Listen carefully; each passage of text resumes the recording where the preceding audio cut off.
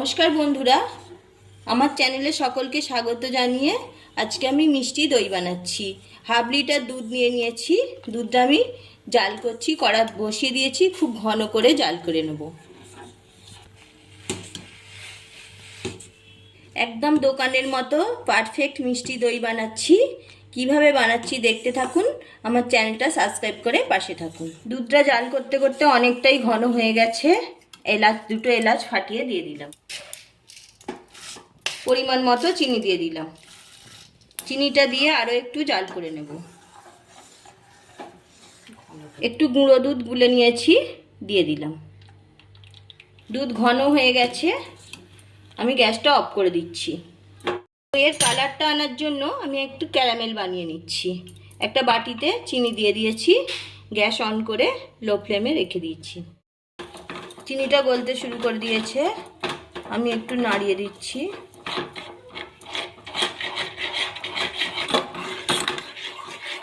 Caramel ready হয়ে গেছে। খুব বেশি ঘোটাবো না, তাহলে তেতো হয়ে যেতে পারে। একদম পারফেক্ট হয়েছে। ক্যারামেলের মধ্যে হালকা দুধ দিয়ে দিচ্ছি।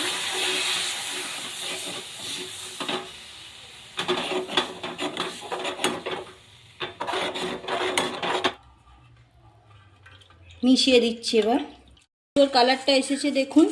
আমি টক দই নিয়েছি, টক দইটা ভালোভাবে ফেটিয়ে নিয়েছি। একটু দুধ দইয়ের মধ্যে দিয়ে দিচ্ছি। খুব ভালোভাবে দইটা মিশিয়ে নেব।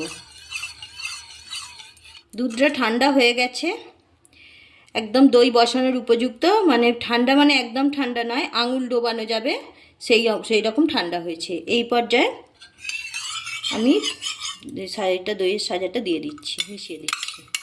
খুব ভালোভাবে মিশিয়ে দেব। আমি এখানে ক্যারামেল বানিয়ে দিলাম, আপনারা ইচ্ছা করলে বাতাসা দিয়েও বসাতে পারেন। বাতাসা দিলেও কালার আসে, এতটা সুন্দর না হলেও অনেকটাই লালচে ভাব এসে যায়। বাটি নিয়েছি, বাটির মধ্যে দিয়ে দিচ্ছি দুধ। এইভাবে সব বাটির মধ্যে তুলে নিচ্ছি। দেখুন কত সুন্দর লাগছে। একটা থালা চাপা দিয়ে আমি ওভারনাইট রেখে দিচ্ছি।